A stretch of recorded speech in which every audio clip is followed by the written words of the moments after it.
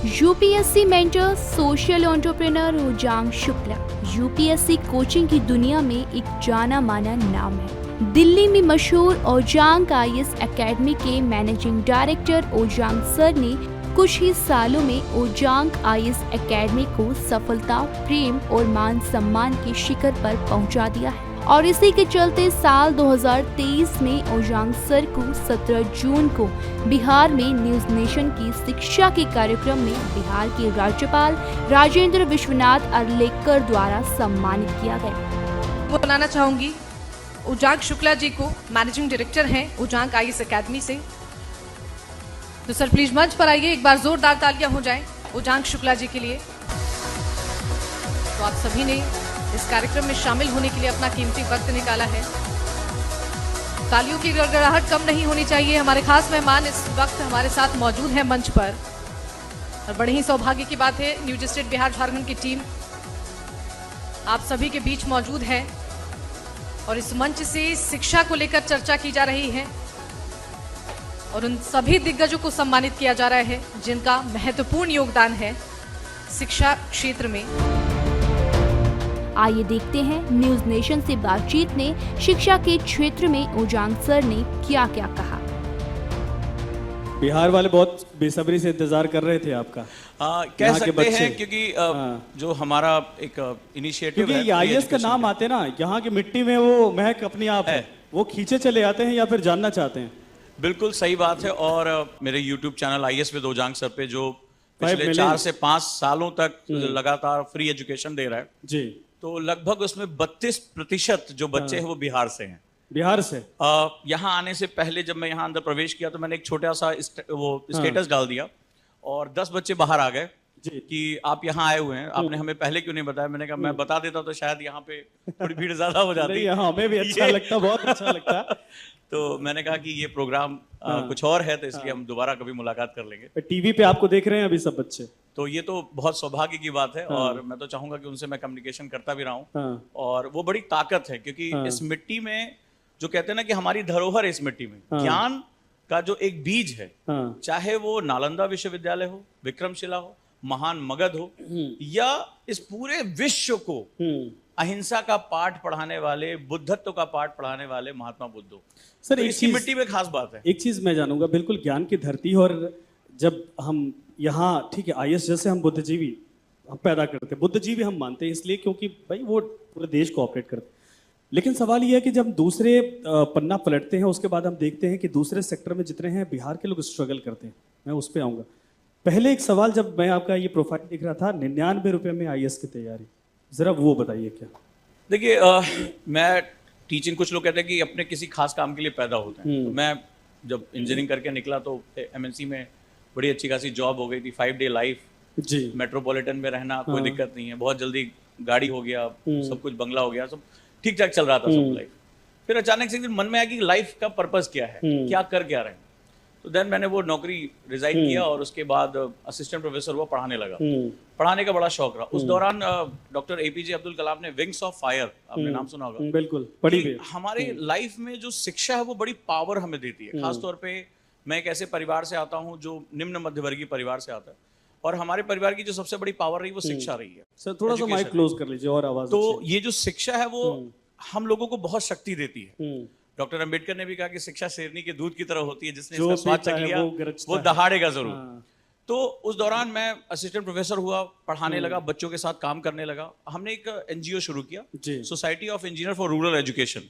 तो हम किताबें इकट्ठा करते थे, ले जाकर वहां देते थे, वीकेंड पे सरकारी स्कूलों में पढ़ाने चले जाते थे। बिल्कुल। मुझे देखा देखी मेरे स्टूडेंट ने भी एक इनिशिएटिव ले लिया स्वास्थ्य नाम से, तो हम ग्रुप बनाकर चले जाते थे पढ़ाने के लिए। वहां जब हम गए तो हमने, जिसे हम कहते हैं वास्तविक भारत, पहली बार वहां देखा कि कितना बड़ा गैप है डिमांड सप्लाई में। अच्छा, इस पूरी किस्से जैसा ये हो गया, जब नौकरी आपने छोड़ी तो घर वालों ने क्या कहा पहले ये बताओ। जैसे होता है हर मध्यवर्गीय परिवार में, मातम, पूरी तरीके से मातम, पूरी तरीके से रोना पिटना, क्या कर लिया, अपने पैरों पे कुल्हाड़ी मार ली। लेकिन वो कहते हैं ना कि जब आप चेंज करने निकलते हैं तो सबसे पहले परिवर्तन की शुरुआत अपने अंदर से होती है, झेलनी पड़ती है वो। अगर आप रिस्क नहीं ले सकते लाइफ में तो फिर आप और आगे नहीं जा सकते। बिल्कुल।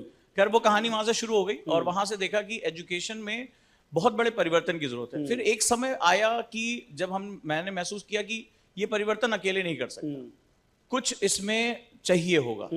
फिर वहां से ध्यान आया कि इस समय सबसे ज्यादा पावर कहाँ होती है। सो सिविल सर्विसेज में पावर है। अगर आप एक डीएम अगर चाह दे या एजुकेशन का सेक्रेटरी अगर चाह दे तो बहुत परिवर्तन कर सकता है। और मैंने बहुत करीब से इस बात को देखा। मैंने वहां पे ही अपने स्टूडेंट के साथ प्रैक्टिकल करना शुरू किया। धीरे धीरे उसमें से कुछ बच्चे सेलेक्ट हो गए, आईपीएस बने, आईआरटीएस बने। फिर एक लगा कि नहीं, अब मुझे इसको बहुत इंस्टीट्यूशनल वे में करना चाहिए। लेकिन सवाल ये था कि पैसे वैसे थे नहीं। अब किताबें लिखी थी वहां इंजीनियरिंग कॉलेज में, उसकी कुछ रॉयल्टी आ गई थी। हिम्मत दिखाई, वो नौकरी भी छोड़ दी। इंजीनियरिंग में आप जानते होंगे कि कंट्रोल सिस्टम होती है, कंट्रोल सिस्टम पढ़ाया जाता है, तो उसकी एक बुक है और ईएमएफटी। अच्छा। तो वो दोनों किताबें मैंने वहां लिखी, तो उसकी एक रॉयल्टी है और मैंने वहां से फिर अपना इंस्टीट्यूट शुरू कर दिया। 7 पुरानी कुर्सियां एक खरीदी। शिक्षक कितना टैलेंटेड होता है, सोचिए आप।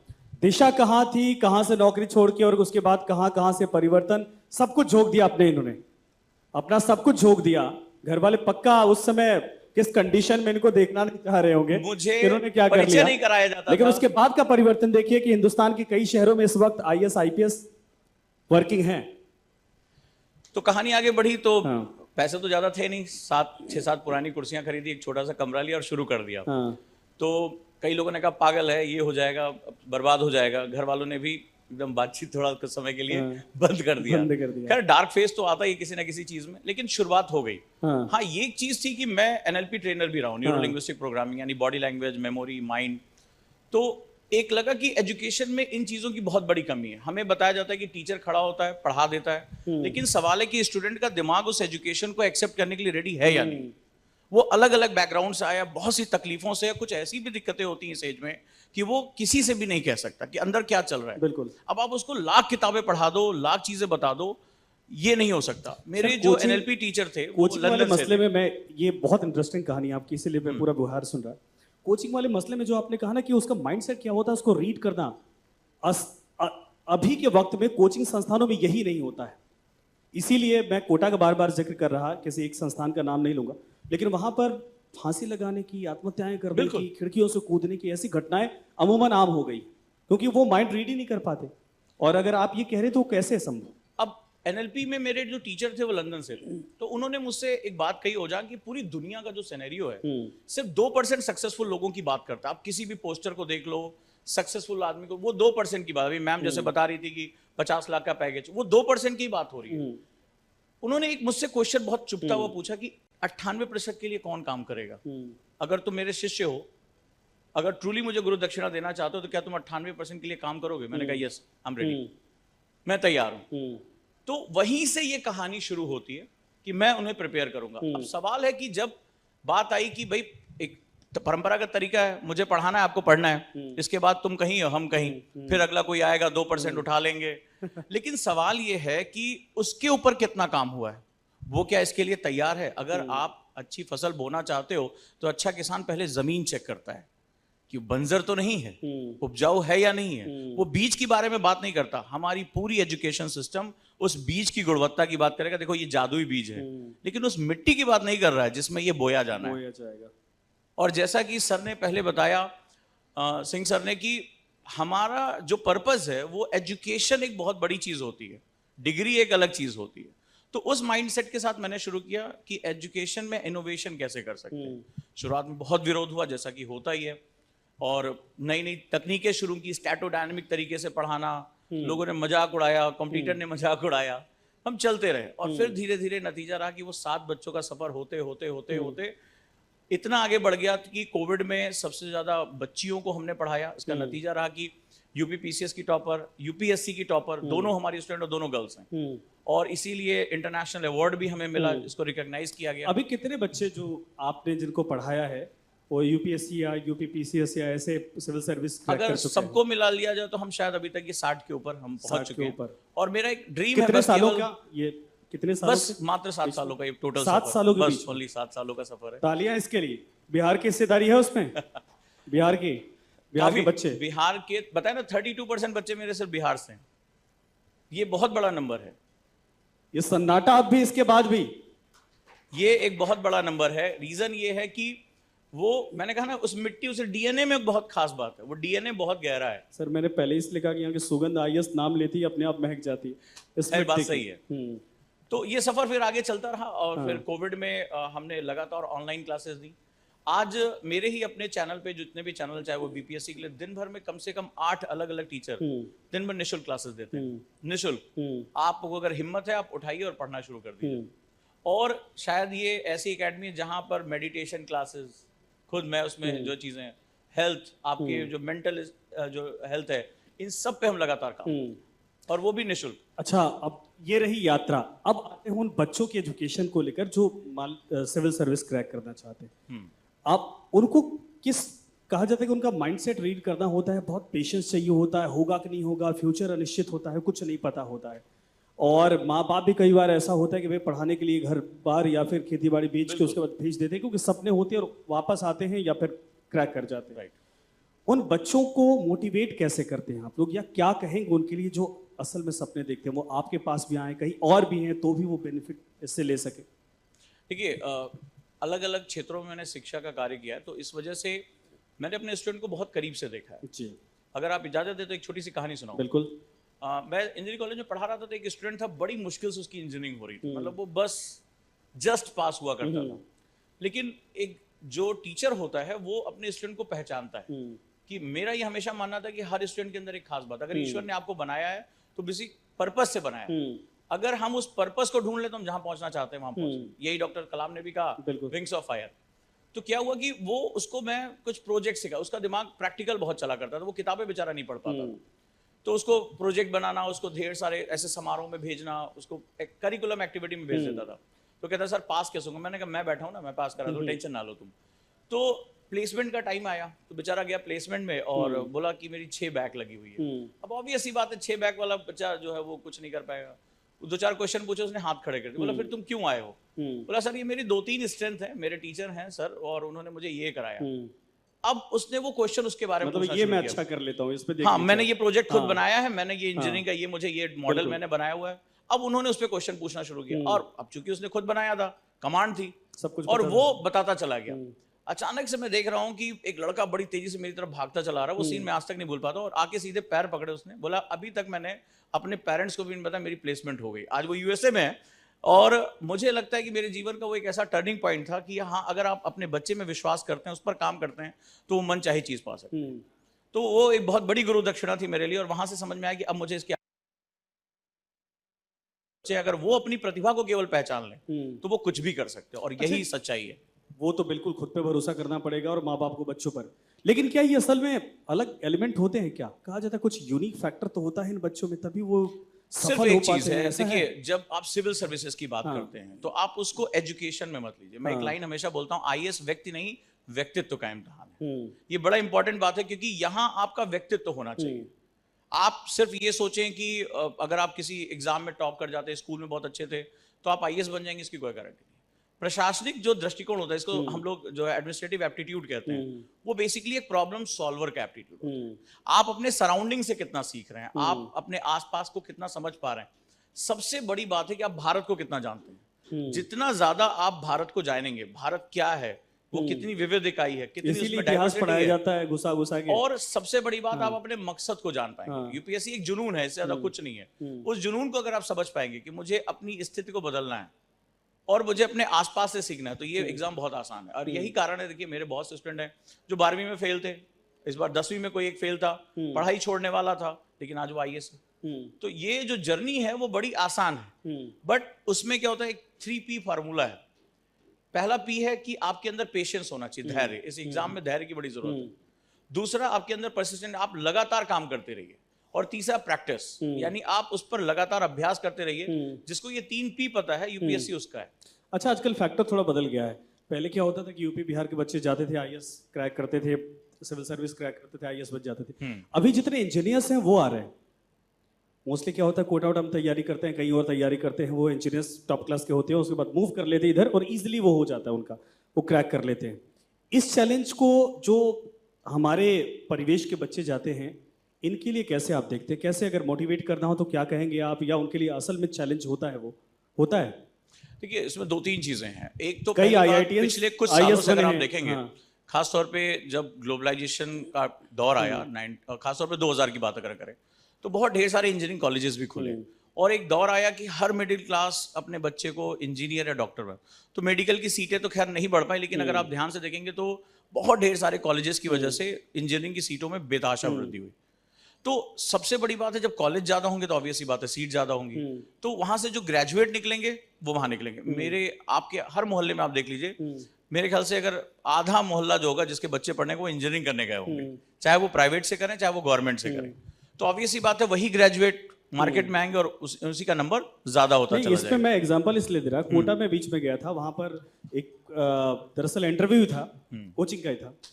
तो उसमें क्या हुआ कि बहुत सारे ऐसे बच्चे थे, जब वो बातचीत करने आए तो बोल रहे कि मुझे आईआईटी करना है, आईआईटीएन बनना है। फिर बोल रहे आईआईटी तो क्रैक कर लेंगे, लेकिन उसके बाद फिर हम सिविल सर्विस में जाएंगे। फिर समझ में आया इनको ये करना तो उसमें क्यों जाना, लेकिन बाद में रेशियो पता चला तो उनके लिए थोड़ा ईजी होता है। वो कहते हैं कि हमारे लिए ईजी होता है दूसरे बच्चों की तुलना में। तब मैं ये पूछ रहा था, इंजीनियर तो बहुत सारे हमने बनाए, डॉक्टर भी हमने बहुत सारे उसका बनाए। रीजन मैं बता दूं। अब आप जब इंजीनियरिंग में जाते हैं तो आप बड़े डाइवर्स नॉलेज के साथ गुजरते हैं। आप इतने सब्जेक्ट पढ़ते हैं, और अगर आप चाहे फर्स्ट ईयर हो, सेकंड ईयर, 4 साल आप हिंदी माध्यम से आए, इंग्लिश में आपको पेपर देना, आप बहुत डाइवर्स नॉलेज की तरफ चले जाते हैं। यूपीएससी बेसिकली डाइवर्स नॉलेज का एग्जाम है। क्योंकि अगर मैंने आपसे एक लाइन बोली कि जो भी लोग यूपीएससी की तैयारी करना चाहते हैं, शुरुआत वो एक चीज से करें, भारत को जानो। और जब आप भारत को कश्मीर से कन्याकुमारी, भूगोल से इतिहास, संस्कृति से समाज, राजनीति से अर्थव्यवस्था, आप जब भारत को देखते हैं तो भारत कोई सिंगल इकाई नहीं है। बिल्कुल सही, ठीक है, भारत बहुत डाइवर्स है, अपने रीति रिवाज, पहनावा, खान पान, बोली, भाषा, हर चीज में भारत डाइवर्स है। बिल्कुल। तो जब डाइवर्स कंट्री है हमारी, तो हमें डाइवर्स नॉलेज की भी जरूरत पड़ेगी। तो जो स्टूडेंट डाइवर्स नॉलेज के साथ अंदर चले जाते हैं, बहुत आसानी से उनका सिलेक्शन हो जाता है। बिहार में पोटेंशियल दिखता है वैसे। बिहार के जब बच्चे जाते हैं शुरुआती दौर में, लगता है कि हाँ इनके अंदर वो जुनून है, ये नॉलेज है, या उनको एक तरह से पॉलिश करना पड़ता है? देखिए, बात ये है कि बच्चे बहुत मेहनती होते हैं, राइट। अगर मैं देखूंगा सभी बच्चों में, बिहार के बच्चों के अंदर एक जबरदस्त जुनून होता है, और वो जुनून इसलिए भी होता है क्योंकि यहाँ मूलतः विकल्प कम है, तो उनको लगता है ये डू और डाई कंडीशन है, तो वो मेहनत बहुत करते हैं। हाँ, अब ये बात होती है कि वो संसाधन कितना जबरदस्त है। जैसे यूपीएससी को कहा जाता है अनप्रेडिक्टेबल सर्विस कमीशन, ये कब ट्विस्ट मार देगा आपको नहीं पता चलेगा। एजुकेशन में एक बहुत बड़ी दिक्कत हो चुकी है, वो ये कि वो ठहर गया है, और परिवर्तन ही संसार का नियम है। अगर यूपीएससी जो एग्जाम ले रही है संस्था, अगर वो अपने अंदर बदलाव करी तो स्टूडेंट को भी अपने अंदर बदलाव लेकर आना होगा। अगर आप ठहर गए और यूपीएससी बदल गया तो डिमांड सप्लाई गैप हो जाएगा, और यही गैप जो है आज सबसे बड़ा गैप है। तो जितना आज बच्चों को बदलने की जरूरत है, उतना ही ज्यादा संस्थानों को भी बदलने की जरूरत है, नई चीजों को पढ़ाने की जरूरत है। एक एग्जांपल लेता हूं, मैंने जब शुरुआत की तो स्टैटोडायनामिक पढ़ाना शुरू किया कि हर चीज के पीछे एक करंट अफेयर्स का बहुत योगदान है। बिल्कुल। मेरा मजाक उड़ाया गया, बोले क्या बात कर रहा है, पहले इतिहास पढ़ा, भूगोल पढ़ाओ, ये कौन है जो पहले से अखबार पढ़ा रहा है, उल्टा कर रहा है। लेकिन वो बदलाव समझ में आ रहा था कि यूपीएससी कुछ ऐसे ऑफिसर को चाहती है, क्योंकि भारत जो है आज पूरी दुनिया में बहुत उभरता हुआ केंद्र है। आप इसको नौकरी मत समझिए, यूपीएससी जॉब नहीं है, यूपीएससी करियर है। तो मैं अक्सर एग्जांपल लेता हूं कि साइकिल का करियर क्या करता है, वो ढोता है सिलेंडर को, इंसान को, सब्जी को। बिल्कुल। ऑफिसर क्या काम करेगा, इस समाज के ऐसे लोग जो खुद अपनी लाइफ में चेंज नहीं कर सकते उनको ढोएगा। तो दूसरों को ढोना एक बड़ी जिम्मेदारी होती है, उनकी स्थिति को बदलना एक बहुत बड़ी जिम्मेदारी होती है। सिविल सर्वेंट एक एजेंट ऑफ चेंज होता है। तो बदलाव अगर आप स्वयं में नहीं कर पा रहे हैं तो आप समाज में बदलाव कभी कर ही नहीं सकते। बिल्कुल सही। इसी लास्ट आपका मैसेज होगा बच्चों के लिए, क्या हो सकता है? मैं आपसे यही कहूंगा, जैसे अभी आपने यहां देखा कि हमने शुरुआत की गुरुकुल की। एक छोटी सी बात कहता हूं, गुरुकुल आप जानते हैं कि बिहार की धरती को बताने की जरूरत नहीं, दुनिया का सबसे बेहतरीन गुरुकुल इसी बिहार की धरती में रहा। गुरुकुल में हमने एक नई इनिशिएटिव लिया है कि जहां हम जितना टाइम स्टडी पे फोकस करें उतना उनकी पर्सनालिटी पे फोकस करें। मैं एक छोटा सा एग्जांपल देता हूं। वी स्टार्टेड मॉर्निंग रिचुअल, जहां बच्चे जब आए तो हमने उनको बताया कि सुबह कितना पानी पीना है आपको, कितनी देर एक्सरसाइज करनी है, कितनी देर डायरी राइटिंग करनी है। तो लोगों ने कहा ये क्यों, व्हाई?